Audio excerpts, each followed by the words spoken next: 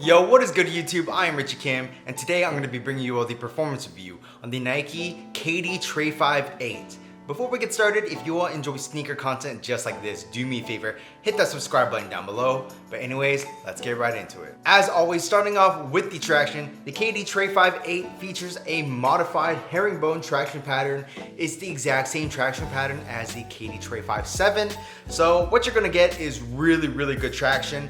On clean courts, you guys are gonna have no problems whatsoever. On dustier courts, you're still pretty much not gonna have any problems, just, not as great of a grip. In terms of dust pickup, I would say it's very minimal, just a light wipe and you guys are gonna be good to go. The rubber used on this traction pattern is also pretty durable, so I think outdoor use should be fine. I have played with these outdoors and I didn't really have any problems. The traction in this shoe, just like the KD Trey VII, is really nice. Like I said, clean court, dusty court, you guys are gonna be fine. Overall, traction is really good. So moving on to the cushion, you also have the exact same cushion setup. It features Nike Renew, and in this, I believe it's still probably the same as well, where it's like a dual density foam setup. In this pink outlined area is a different foam that's used than this outer portion. And I'm still not exactly sure why they do that, but overall the cushion is really nice. Just, it's the exact same as the Trey VII. It's very mushy, very plush, very comfortable. If you guys like court feel, it does have some court feel, but it's very mushy. It has great impact protection, which is awesome, especially if you're gonna use this for outdoor courts, because that's, at least for me, that's one of the most important things for outdoor courts, obviously besides the traction. But yeah, cushion, strictly from a cushion standpoint, I would say this is very very and especially if you value impact protection, this has definitely got you covered. Moving on to the materials, this is where things start to get a little bit different from the Trey VII. The Trey VIII has a completely new upper, and they actually use some sort of knit, which is, very nice feeling, especially compared to what we had on the Trey VII. The Trey VII just really did not have any good materials, very cheap feeling. This definitely feels like a more premium shoe, and I believe the price point stayed the same. Just kudos to Nike for doing that. So in the front half of the shoe, you do have like this knit material with a piece of fuse up in the toe box area for that extra durability. And then as you move towards the back, you do have like this open aired foam back mesh with some synthetic overlays for that extra durability as well. Also, for stylistic purposes. On the tongue, you do have like this open aired mesh as well. And actually, as you move towards the top of the tongue, it's just like a foam back mesh. But another cool detail, they actually did this on the KD 13 as well, but it's kind of like this deconstructed type of, appearance. So it is pretty cool just to see that they're still doing like this deconstructed look, just to give it I guess a more of a off-white feel. Personally, I do think it's a little overplayed, but it still does look really cool aesthetically. Also around the back portion of the shoe, you do have like these little sections of like extra padding, which is basically some foam. I'm not really sure if that's there for anything outside of aesthetics. It could be there for added durability or added structure, but personally, I didn't really feel anything too different. From a material standpoint, the materials are actually really nice on the KD Trey VIII, especially when considering the price. So moving on to the fit and the support.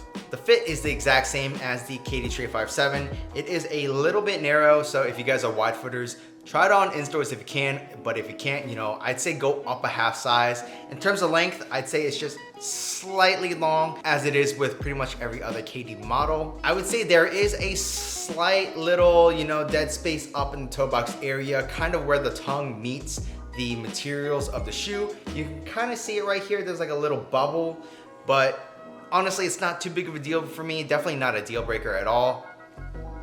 The materials are pretty soft as well, so it does break in over time. Everywhere else, I'd say that the fit is great. In terms of support, I definitely think this is an upgrade over the Trey VII. You do have a built-in heel counter in the back. I didn't have any heel slippage. I didn't have too much side-to-side movement on the footbed. The materials, although they are nicer than what was featured on the previous model, I would say it's a little thin.